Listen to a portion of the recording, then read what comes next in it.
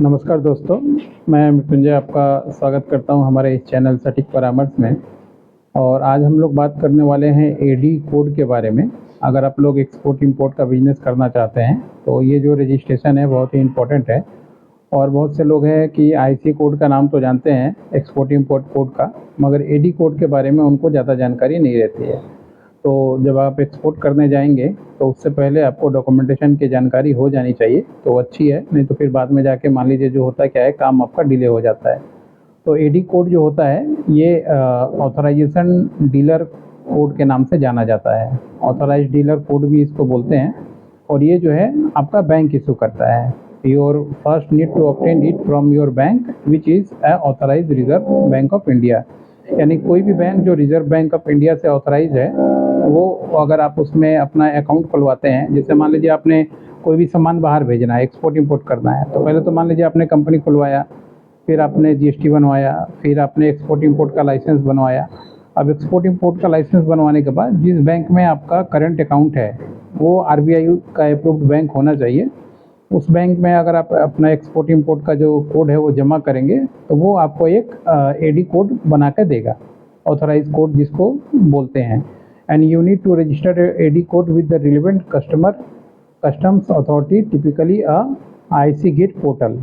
और होता क्या है इसका मतलब कि जैसे मान लीजिए आपने एक्सपोर्ट इंपोर्ट करने की बात सोची और आपने सारा डॉक्यूमेंटेशन मान लिया बना लिया। अब एक्सपोर्ट इंपोर्ट के बाद जो है ये एडी कोड आपको मिलेगा। और जब ये ऑथराइज कोड आपको मिलेगा उसके बाद मान लीजिए जो भी आपका प्रोडक्ट है, तो प्रोडक्ट बेचने के लिए या प्रोडक्ट को मान लीजिए एक कंट्री से दूसरे कंट्री में भेजने के लिए या तो आप जो है एयरवेज से भेजेंगे या शिप से भेजेंगे, यही दो रास्ता होता है। या रोडवेज, जैसे बांग्लादेश नेपाल हो गया तो यहाँ रोडवेज से जाता है। तो इसमें जो है आईसीई गेट बोल के एक रजिस्ट्रेशन होता है, आईसी गेट पोर्टल। इसमें क्या होता है, कस्टम का रजिस्ट्रेशन कराना पड़ता है आपको वन टाइम कि हाँ मेरा सामान जाएगा, तो आपको एक ऑथराइज वहाँ से भी एक कोड जो आपका एडी कोड होगा उसको रिलेट करके आपको एक नंबर दिया जाएगा। तो ये जब आप आईसीई गेट का रजिस्ट्रेशन करवाने जाएंगे, इसका ऑनलाइन पोर्टल है उस पर, तो फिर उस समय आपको जो है ये आपका एडी कोड चाहिए होगा। अगर आपका एडी कोड नहीं होगा तो फिर आपका जो है आईसी गेट में रजिस्ट्रेशन नहीं हो सकता। अब ये एडी कोड मिलता कैसे है, तो देखिए मैं स्टेप बाय स्टेप आपको बता रहा हूँ, और हिंदी इंग्लिश दोनों में बता रहा हूँ, ताकि मान लीजिए बहुत से क्लाइंट है जो साउथ इंडियन में भी हैं तो हिंदी नहीं समझते हैं, तो इंग्लिश में कम से कम समझ पाएंगे। Obtain the AD code, approach to your bank, visit your branch where you can have business premises current account. यानी कि जहाँ पे आपका करंट अकाउंट खुला हुआ है उस ब्रांच में विजिट करें और उनको बताएं and request to the AD code. Apply to the branch manager providing the necessary details and supporting documents. आपके कंपनी का डॉक्यूमेंट्स, एक्सपोर्ट इंपोर्ट का जो कोड आया हुआ है उसका डॉक्यूमेंट्स, आपका आधार कार्ड, पैन कार्ड, ये सब लगेगा। ये सब डॉक्यूमेंट लेके आप जो है ब्रांच मैनेजर को रिक्वेस्ट कर सकते हैं। Receiving the AD code document, the bank will issue the AD code typically on the their letterhead in the format of prescribed Director General of Foreign trade, DGFT। यानी ये जो AD code जो होता है, bank अपना आपको जो उसका जो लेटर हेड है, लेटर हेड पे आपको एक ऑथराइज करके देगा, जो कि एक DGFT का एक फॉर्मेट होता है। उसके बाद फिर जाके उस पर आपका नंबर दिया रहेगा एडी कोड। अब फिर वो एडी कोड लेके आप जो है www.icegate.gov.in इस पे जाके जो है आप अपना रजिस्ट्रेशन करवा सकते हैं। कस्टम का जो रजिस्ट्रेशन यहीं से होता है बाकी सामान भेजने के लिए। तो ये था एडी कोड पे। इसके बाद भी अगर मान लीजिए आपको आईसीई गेट पे चाहिए होगा या बाकी किसी और सब्जेक्ट पे अगर आपको चाहिए होगा वीडियोस, तो आप बताइएगा, आपको बना देंगे।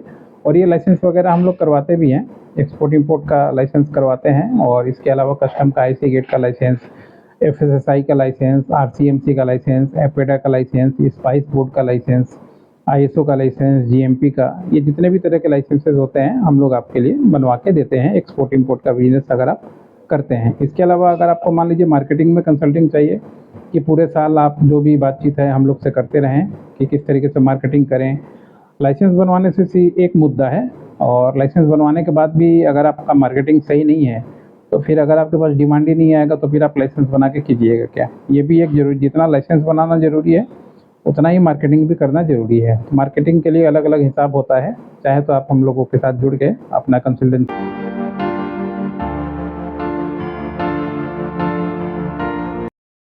नमस्कार बंधुरा, আমি মৃত্যুঞ্জয় আপনাদেরকে স্বাগত জানাই আমাদের এই চ্যানেল সঠিক পরামর্শে।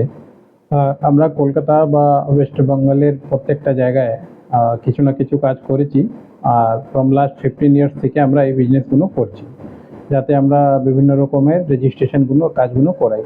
তো আজকে যে আমরা কথা বলবো সেটা হচ্ছে এডুকেশনাল ইনস্টিটিউট রেজিস্ট্রেশন। কি আপনি যদি কোনো এডুকেশনাল ইনস্টিটিউট খুলতে চান, এবার এই এডুকেশনাল ইনস্টিটিউটে অনেক জিনিস হতে পারে, যেরকম আপনার কম্পিউটার ইনস্টিটিউট হতে পারে, বা বিউটি পার্লারের ইনস্টিটিউট হতে পারে, বা কোনো আপনি টেকনিক্যাল কোর্স শেখাচ্ছেন, নন টেকনিক্যাল কোর্স শেখাচ্ছেন, এই সমস্ত জিনিসগুলো যেগুলো গভর্নমেন্ট অ্যালাউ করে, কিন্তু এর ভিতরেই অনেক প্যারামিটার আছে যেগুলো ফলো করতে হয়। তো আপনি যদি এই ধরনের ইনস্টিটিউট খুলতে চান, তো আমরা এই কনসালটেন্সিগুলো করাই। আর আপনাকে করতে কি হবে, বেসিক্যালি যদি পশ্চিমবঙ্গ বা নিজের ডিস্ট্রিক্টে কাজ করতে চান বা রাজ্যতে কাজ করতে চান, তো বেস্ট হচ্ছে কি আপনি এই এডুকেশনাল ইনস্টিটিউটের নামে ট্রাস্ট রেজিস্ট্রেশন করান। এবার ট্রাস্ট রেজিস্ট্রেশনের জন্য মিনিমাম কিছু গভর্নমেন্টের ক্রাইটেরিয়া আছে, যেটা আপনাকে ফুলফিল করতে হয়। প্রথম, আপনাকে মেম্বারের ব্যাপারে বলি কি মিনিমাম 3 জন মেম্বার এখানে দরকার। আপনার বাড়ির লোকও হতে পারে, বাইরের লোকও হতে পারে, সেটা কোনো ব্যাপার না। 18+ এজ হলেই হলো। যদি তার এজ 18+ আছে, তো আপনার সে এডুকেশনাল ইনস্টিটিউটের রেজিস্টার্ড মেম্বার হতে পারে। প্লাস ওর Aadhaar card, PAN card, mobile number, email ID, photographs, এই সবগুলো দরকার। তো আপনি যাকেই মেম্বার রাখবেন, এই সমস্ত ডকুমেন্টসগুলো তার আপনি নিয়ে নিতে পারবেন। এইখানে মিনিমাম 3 জনের মধ্যে একজনকে সেটেলার রাখতে হয়, কি হ্যাঁ কে পুরো জিনিসটা অর্গানাইজ করবে আর দেখবে, আর বাকি 2 জন যে আছে সে মেম্বার থাকে। এই সমস্ত ডকুমেন্টসগুলো নিয়ে তারপরে আপনাকে ধরুন এনজিওর নাম ডিসাইড করতে হয়, এডুকেশন ইনস্টিটিউটের নাম, কি হ্যাঁ আপনার ইনস্টিটিউটের নাম কি থাকবে। এরকম অনেক আছে, বাংলাতে দেখুন এনবিসিসি আছে, আরজিওআইসিএসএম আছে, এইসব আমাদেরই করা। আর ন্যাশনাল বোর্ড আছে, অনেক আছে। তো এরকম আরও আপনি রাখতে পারেন, নিজের উপরে ডিপেন্ড করে, নিজের এরিয়া উপরে ডিপেন্ড করে। আমরা মোটামুটি প্রত্যেক জায়গায় রেজিস্ট্রেশন করিয়েছি, কোচবিহার থেকে নিয়ে সুন্দরবন অবধি আমাদের সব জায়গায় ক্লায়েন্ট বেস আছে। লোকাল রেফারেন্স যদি লাগে, তো সেটাও আপনাকে আমি দিতে পারবো, এরকম কোনো অসুবিধা নেই। এবার তারপরে আপনাকে নাম রেখে নিলেন, এরপরে অফিসের অ্যাড্রেস দিতে হবে, কি আপনার অ্যাড্রেসটা কোথায় থাকবে। অ্যাড্রেসের মধ্যে post, PS, house number, pincode, state, district, থানা, সব কিছুই দিতে হয় কি আপনার কি আছে। তারপরে এটা জমা হয় রেজিস্ট্রেশনের জন্য, ডিড ড্রাফটিং হয়। তারপরে ধরুন আপনি যা যা এডুকেশন ইনস্টিটিউটে করবেন, তার জন্য ডিড ড্রাফটিং করতে হবে, সেটা আমরা করব। এবার ডিড ড্রাফটিং করে ডিড ড্রাফটিংটা গভর্নমেন্টের অফিসে জমা দিতে হয়। গভর্নমেন্ট ওইটাকে দেখে অ্যাপ্রুভ করে, তারপরে একটা ডেট দেয়। সেই দিন আপনাদেরকে, যত আপনারা মেম্বার আছেন সবাইকে যেতে হয়, আর ওইখানে গিয়ে প্রেজেন্ট হতে হয়। ওইখানে প্রেজেন্টে বেশি কিছু আপনাকে কোশ্চেন বা কিছু করবে না, আমাদের লোক থাকে, সব কিছু অ্যারেঞ্জ করে দেবে। আপনাকে খালি যেতে হবে, বা যদি ধরুন কিছু জিজ্ঞেস করে নিল কি আপনি কিসের জন্য খুলতে চাইছেন, তো ওইখানে দেওয়া আছে এডুকেশনের জন্য আপনি করছেন, তো আপনি বলতে পারবেন ওইটাকে হ্যাঁ আমরা এডুকেশন ইনস্টিটিউট চালাবো, বা নিজের এরিয়াতে এডুকেশন ডেভেলপ করার জন্য এই জিনিসটা ইনস্টিটিউটটা আমরা খুলছি। তারপরে আপনার ওইখানে আঙুলের ছাপ, রেটিনা, চোখের এইসব জিনিসগুলো নেবে, আর নিয়ে আপনাকে তারপরে বলে দেবে। আর তার হয়ে যাওয়ার পরে অ্যাপ্রক্স ধরুন 20 থেকে 25 দিনের মধ্যে স্যাটিসফাইড কপি যেটা, ওইটা বেরিয়ে যায়। ওই কপিটা বেরিয়ে গিয়ে তারপরে আপনি নিজের ইনস্টিটিউটের কাজ চালু করুন। আর ইনস্টিটিউটের নামে প্যান কার্ড বানান, ইনস্টিটিউটের নামে আপনি কারেন্ট অ্যাকাউন্ট খুলুন। আর তারপরে এনজিও দর্পণ আছে, বা 12A আছে, বা এটিজি আছে, আইএসও আছে, ট্রেডমার্ক আছে, এই সবগুলো হচ্ছে এর পরে, এর আগে না। আর এই সবগুলো আমরা রেজিস্ট্রেশন করব, সব জিনিস আপনাকে প্যাকেজ বানিয়ে আমরা দিয়ে দেবো, বা 1/1 চাইলে 1/1ও দিয়ে দেবো, তাতে আপনি কাজটা করতে পারবেন। আমাদের হালিশহরে বাড়ি, হালিশহরেও অফিস আছে, দমদমেও অফিস আছে, শিলিগুড়িতে আছে, পাটনাতে আছে। আর কাজ আমরা অল ওভার ইন্ডিয়াতে করি। এই হচ্ছে আমাদের ব্যাপার। আর ফ্রম 15 ইয়ার্স আমরা এই ইন্ডাস্ট্রিতে আছি, তো এই সমস্ত আপ অ্যান্ড ডাউনগুলো আমরা বুঝি, কি কোথায় আপনি ফিউচারে আটকাতে পারবেন, আর কী কী প্রবলেম আপনার আসতে পারে। কেন কি আমরা অনেক ক্লায়েন্টের প্রবলেম ফেস করেছি, তো সেই জিনিসগুলো আমরা আপনাকে অ্যাডভান্সেই আমরা গাইড করে দেবো, যাতে আপনার ওই সব জিনিসগুলো, প্রবলেমগুলো না আসে। আপনার যা নাম্বার আছে 9230222490, ওর উপর আপনি কন্ট্যাক্ট করতে পারবেন। হাই লিখে পাঠিয়ে দেবেন খালি কি আমি পশ্চিমবঙ্গ থেকে বলছি, আর এডুকেশনাল ইনস্টিটিউট রেজিস্ট্রেশন করতে চাই, ব্যাস। আর নিজের জায়গার নাম আমরা কল করে নেব, আর কোঅর্ডিনেট আপনার থেকে করে নেব রেজিস্ট্রেশন করানোর জন্য। যদি রেজিস্ট্রেশন করানো হয়, তাহলে কোনো ফিস চার্জ করব না। যা সিস্টেম আছে রেজিস্ট্রেশনের, সেটা বলে দেবো, আপনি পেমেন্ট করবেন, কাজ আপনার চালু হবে। যদি আপনি ধরুন কোনো এনজিও চালাচ্ছেন আগে থেকে, এডুকেশনাল ইনস্টিটিউট চালাচ্ছেন, আর তারপরে আপনি এই রেজিস্ট্রেশনগুলো করাতে চাইছেন, বা আপনার কোনো জায়গায় প্রবলেম আটকেছে, আপনি চাইছেন কনসালটেন্সি, সেইখানে কিন্তু পেড সিস্টেম হয়। সেখানে 1500 টাকা আমরা আধ ঘন্টার জন্য নিই। আর আপনার যা প্রবলেম আছে বা কিছু জানার আছে, আপনি জিজ্ঞেস করে আমাদেরকে জানতে পারেন। ম্যান পাওয়ার প্রবলেম বা সিস্টেমেটিক প্রবলেম বা অ্যাড্রেস চেঞ্জ বা কপি হারিয়ে গেছে, আপনাদের স্যাটিসফাইড কপি বের করতে হবে বা মেম্বার চেঞ্জ করতে হবে, এই সমস্ত জিনিসগুলো এইগুলো কনসাল্টিংয়ের পার্ট পড়ে। আশা করি আমাদের এই সার্ভিসটা আপনার ভালো লাগবে, আর আপনি আমাদের সাথে যোগাযোগ করে নিজের কাজগুলো এগিয়ে যাবেন। নমস্কার।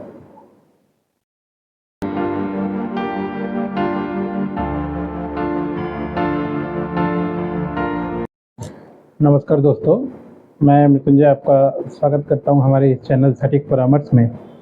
और आज इस वीडियो में हम लोग बात करने वाले हैं सेंट्रल गवर्नमेंट का एक जो एम्प्लॉय के लिए हाइक आया था उसके बारे में, कि उसका क्या पोजीशन है और किस तरीके से लोग जो है उस पर रिएक्ट कर रहे हैं।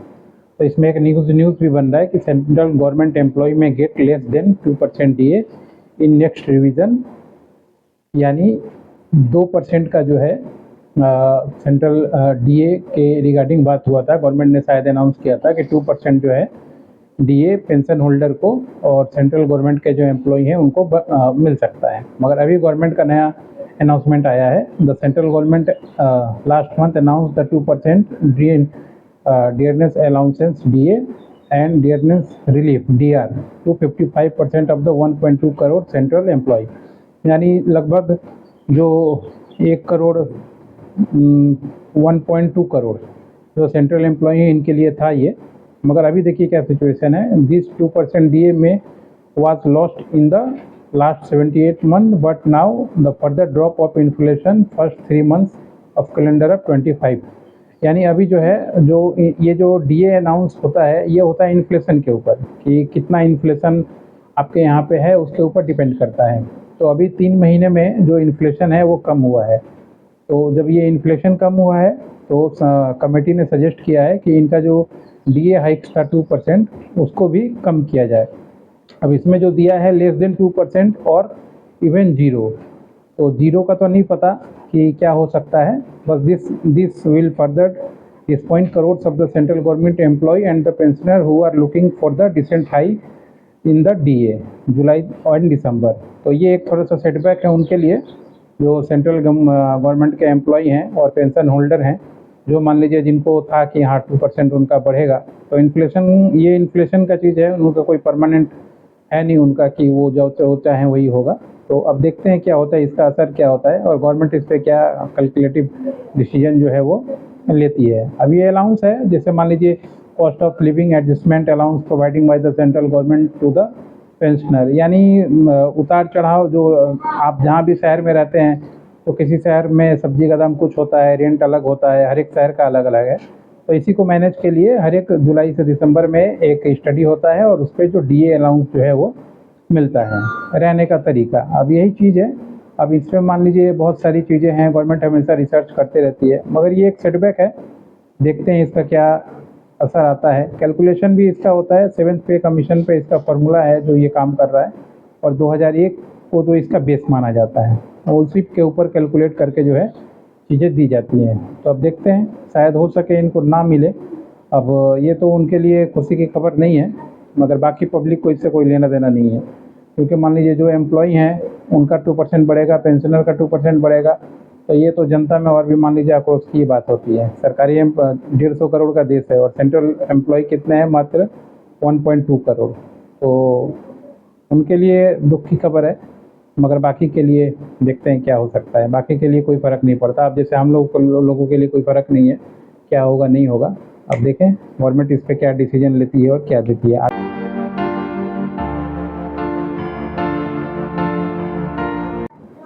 नमस्कार दोस्तों, मैं मृत्युंजय आपका स्वागत करता हूं हमारे इस चैनल सटीक परामर्श में। और आइए देखते हैं आज सोने का क्या मूड है। और रविवार के बाद आज मंडे है, तो अभी मार्केट खुलेगा और गोल्ड क्या स्थिति में है 24 कैरेट का और मान लीजिए आपका 22 कैरेट का। क्योंकि अभी परिवार में मान लीजिए बहुत से परिवारों में शादी का सीज़न चालू हो चुका है, तो ज्वेलरी की ख़रीदारी और गोल्ड की ख़रीदारी हमेशा ही इस सीज़न में थोड़ी सी ज़्यादा रहती है। अब देखिए अप्रैल के तीसरा सप्ताह ये चल रहा है और सोने चांदी के दामों में लगातार जो है उतार और चढ़ाव जारी है। आपने इसका लोएस्ट भी देखा था और इसके बाद से इसमें हाईएस्ट भी आपने देख लिया। अगर आप आज खरीदना चाहते हैं या मान लीजिए लेना चाहते हैं तो देखिए नई कीमत सोने का दाम 97,000 और चांदी लगभग 1 लाख पे ट्रेड कर रहा है। यानी चांदी जो है लगभग पिछले 5-6 महीने से 1 लाख रुपए के आसपास जो है वो ट्रेड कर रहा है और अप्रॉक्स समझिए गोल्ड जो है 97। तो अभी बीच में ये शायद 84 या 82 इसके आसपास ही लास्ट आया था इसका।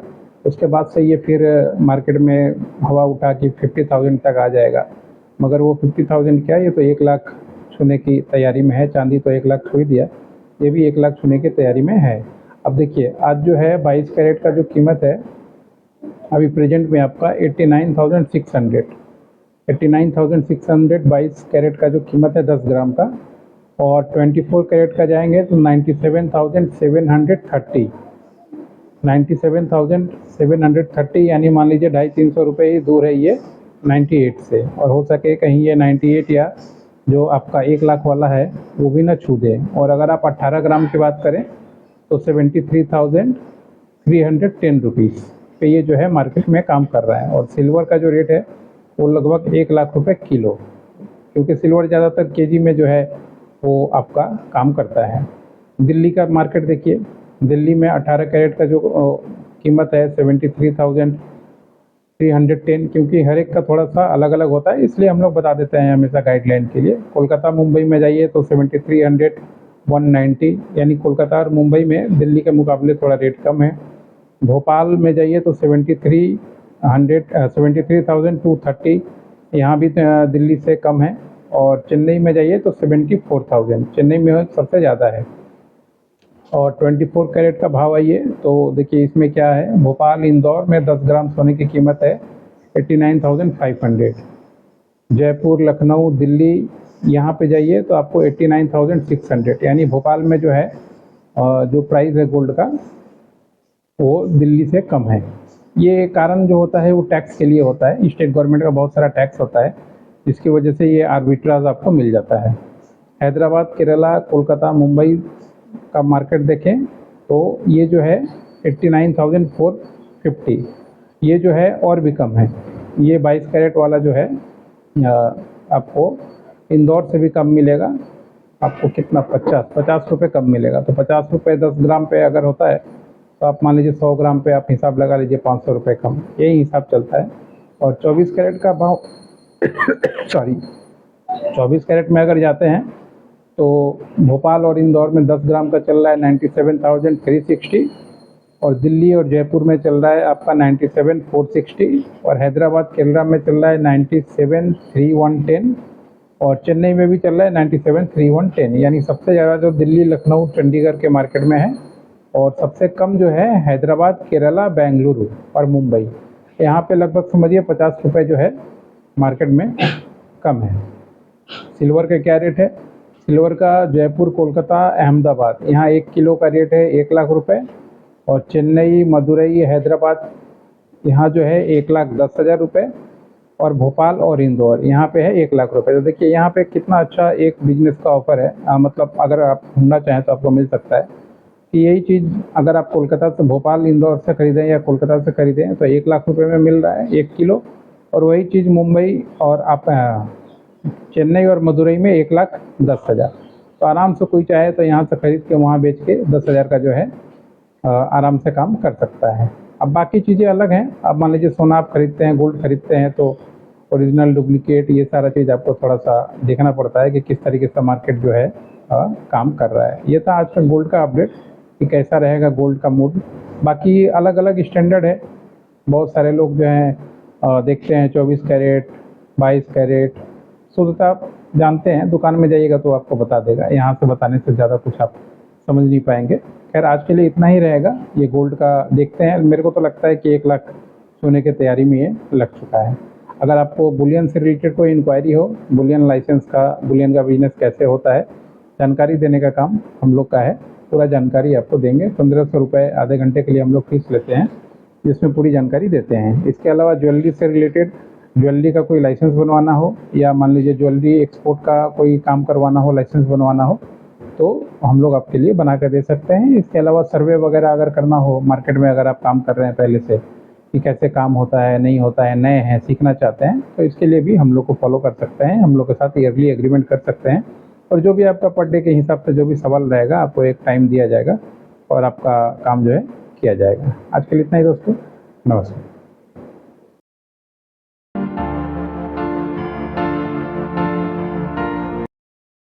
नमस्कार दोस्तों, मैं मृत्युंजय आपका स्वागत करता हूं हमारे इस चैनल सटीक परामर्श में। और आज एक क्वेश्चन आया हुआ है हम लोग के पास कि what is the best place to sell your company. यानी कि ऐसा कोई जगह बताइए या ऐसा कोई प्लेस बताइए जहां पे अपनी कंपनी को सेल किया जा सके। तो देखिए, सेल एंड परचेज ये अलग पार्ट है और बहुत सारी चीज़ों पे डिपेंड करता है। क्योंकि कंपनी सेल करने की बात है तो ऐसा कोई भारत में कोई प्लेटफॉर्म नहीं है जहाँ पे स्पेशलाइज तरीके से सिर्फ कंपनी सेल करती हो। अभी तक ज़्यादातर एडवर्टाइजमेंट जब ऑनलाइन नहीं था सारी चीज़ें, तो आप न्यूज़पेपर में देखते होंगे कि कंपनी मेरे को बेचना है या पार्टनर लोग ढूंढ रहे हैं, मेरे को एक सही पार्टनर की तलाश है या इन्वेस्टर की तलाश है। इस तरीके के जो एडवर्टाइजमेंट थे वो पहले न्यूज़पेपर में आते थे। अब वही चीज़ें जो है फेसबुक और गूगल में आने लगी हैं। फ़र्क सिर्फ इतना ही है, उसको ऑफलाइन बोलते थे, इसको ऑनलाइन बोलते हैं। और आप देखिएगा बहुत सारे ऐसे बिजनेस ग्रुप्स हैं फेसबुक में जहाँ पे आपको दिख जाएगा कि कंपनी, पुरानी कंपनियों का सेल परचेज होता है। और कुछ अभी नए नए स्टार्टअप्स अभी आ रहे हैं जिन्होंने कुछ प्लेटफॉर्म बनाया है जिसके थ्रू आप अपने कंपनी का वहाँ पे इंट्रोडक्शन दे सकते हैं और अपना रेट वगैरह लगा सकते हैं कि आपकी कंपनी क्या काम करती है और उसके ऊपर आपने कितना प्रॉफिट कमाया हुआ है या मार्केट में क्या आपकी लायबिलिटी है या मार्केट में कितना आपने एक्वाजिशन किया हुआ है या कितना मार्केट आपके कंट्रोल में है, कितना आपका सेल्स है। ये सारी चीज़ें डिस्ट्रीब्यूशन और नेटवर्क सब उसमें देना पड़ता है, बताना पड़ता है। उसके बाद देखिए, कंपनी खरीदता कौन है? बड़े पैसे वाले जो पुराने लोग हैं जो मार्केट में अपने बिजनेस को एक्सपेंड करना चाहते हैं, वही कंपनियां खरीदते हैं। अभी करंट एग्जांपल में आपने देखा कैंपा जो है आपके हर एक एरिया में फैल गया। तो कैंपा आज की कंपनी नहीं है। कैंपा पंजाब में बहुत पहले और पुरानी कंपनी थी जिसको रिलायंस ने परचेज कर लिया।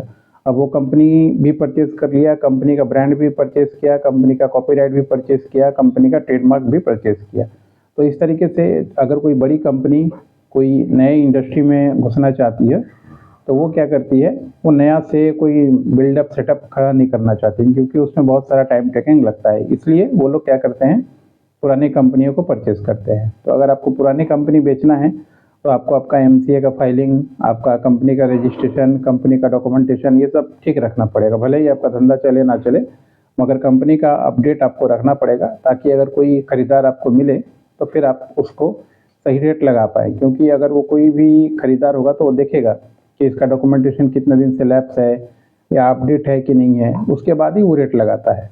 बाकी टाइम टू टाइम पे डिपेंड करता है कि क्या बिजनेस है, कौन सा मार्केट चल रहा है, कौन सा मार्केट नहीं चलेगा। अब ऐसा कोई बिजनेस आप कर रहे हो या कंपनी बना के बैठे हो जिसका मान लीजिए आज से 10 साल 15 साल पहले डिमांड था, अभी उसका कोई एग्जिस्टिंग ही नहीं है, तो वो आप किसी भी प्लेटफॉर्म पे दे दीजिए, आपका कोई कंपनी नहीं खरीदने वाला।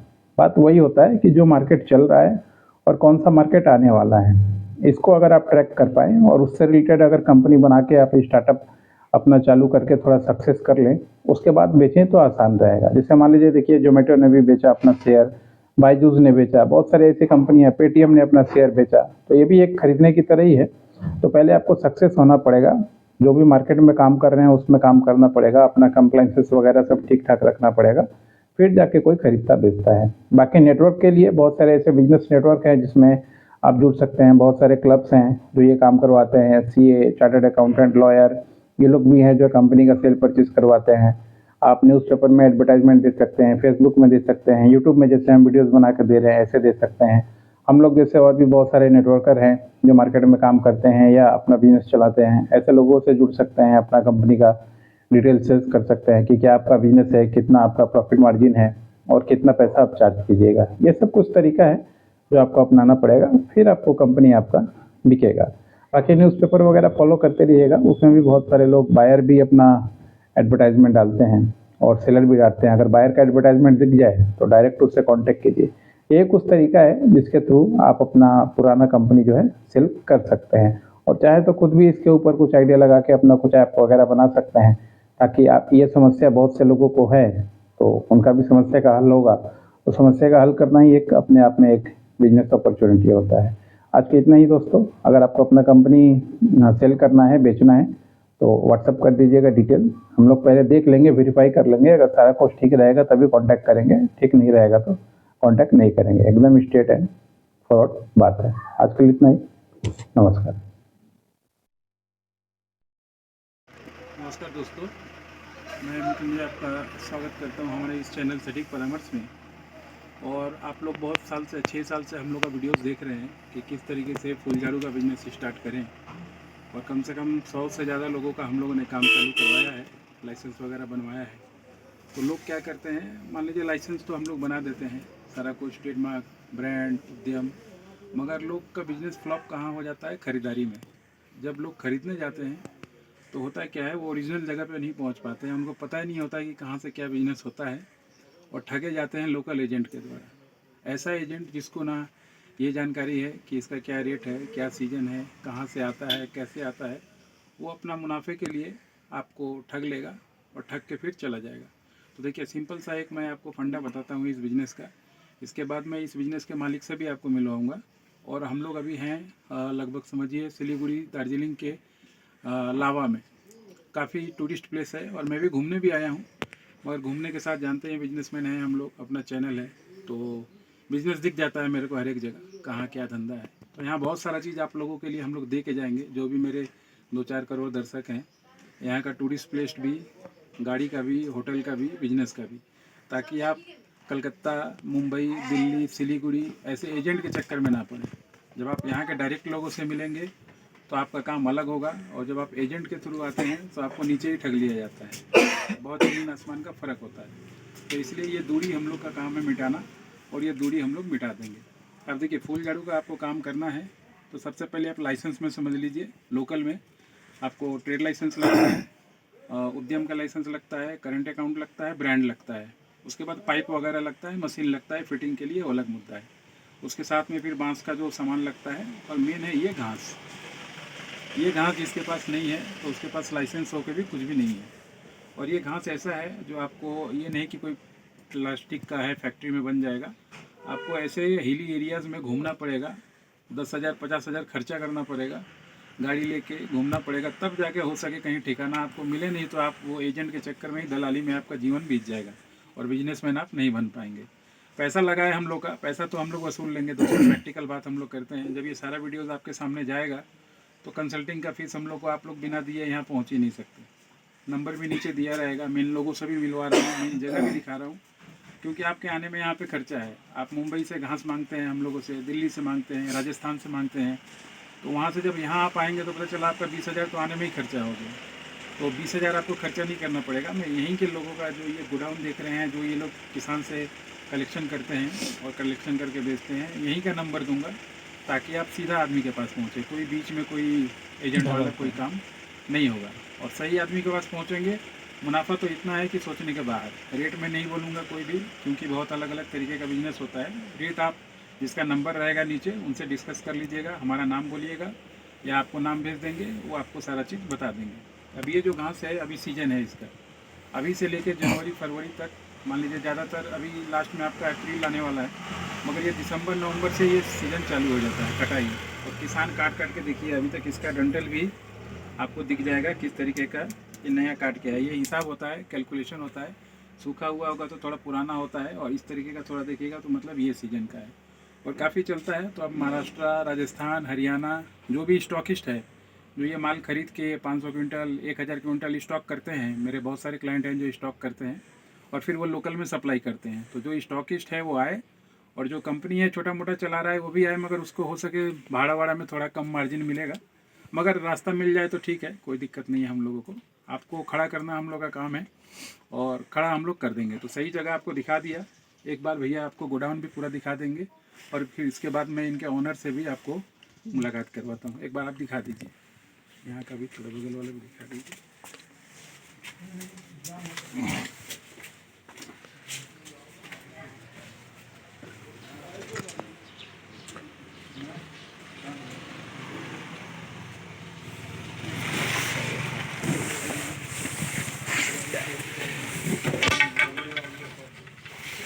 देख सकते हैं ये सब यहाँ पे पूरा गोडाउन में रखा हुआ है माल, और यहाँ पे अभी स्टॉक किया गया हुआ है।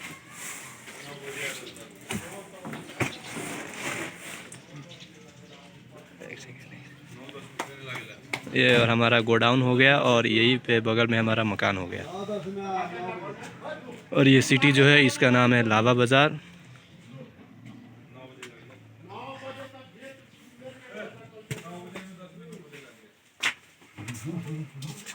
जी दिखा ठीक है दिया। दोस्तों, इसके बाद मैं इसके ओनर से आपको थोड़ा बात करवा देता हूँ 5-10 मिनट, आप लोगों को और भी सेटिस्फेक्शन हो जाए। इसके बाद यहाँ का और भी जो ऑर्गेनिक प्रोडक्ट होता है और भी कुछ है मेरे पास खजाने में, उसको भी नेक्स्ट वीडियो में आपको दिखाते हैं। आज के लिए इतना ही,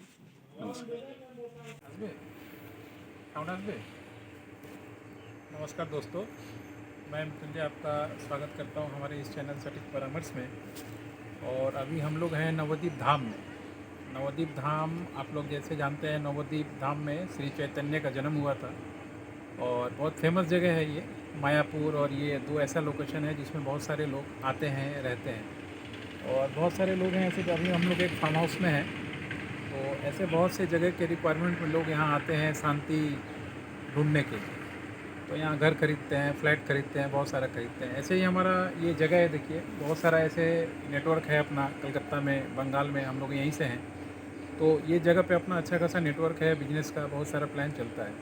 तो अगर मान लीजिए ये देखिए इस तरह का सेटअप अगर कोई ढूंढ रहा है मार्केट में कि कहाँ पे थोड़ा इस तरह का काम करें जो मान लीजिए उसको शांति भी मिले, पैसा भी मिले, बिजनेस भी मिले, तो बहुत सारा ये ऑब्जेक्टिव है, स्कोप है, जो भी मान लीजिए ऑन वीडियोज़ नहीं बताया जा सकता। मगर लोकेशन आप देख रहे हैं इस तरह का लोकेशन में मायापुर और नवद्वीप, ये दो जगह में बहुत जल्दी हम लोग कुछ अच्छा सा कुछ काम करने वाले हैं अपने बिजनेस के प्रोजेक्ट के रिलेटेड, बाकी के रिलेटेड।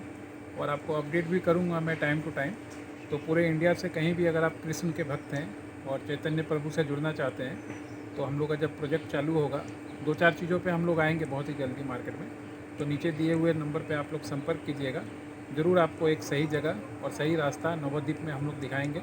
और अगर नवद्वीप कोई घूमना चाहता है तो फ्री में हम लोग उसको सारा कुछ बता देंगे। नंबर पे कॉल कीजिएगा, कहाँ ठहरना है, कैसे जाना है, कहाँ कहाँ बचना है, कौन कौन सा जगह देखना है, क्योंकि यहाँ लोकल में अपना अच्छा खासा सेटअप रहेगा। आगे ज़रूर मिलेंगे बहुत जल्दी। नवद्वीप का एक पूरा सीरीज़ हम लोग चालू करेंगे कि नवद्वीप में क्या है, कैसे आएँ, क्या खाएं, कहाँ रहें, सारा चीज़, ताकि मान लीजिए आपको कोई भी दिक्कत नवद्वीप घूमने में ना हो। और इसमें मेरा कोई भी बिजनेस ऑब्जेक्टिव नहीं है, ये एक सर्विस है हमारे दर्शकों के लिए। आज के लिए इतना ही, नमस्कार।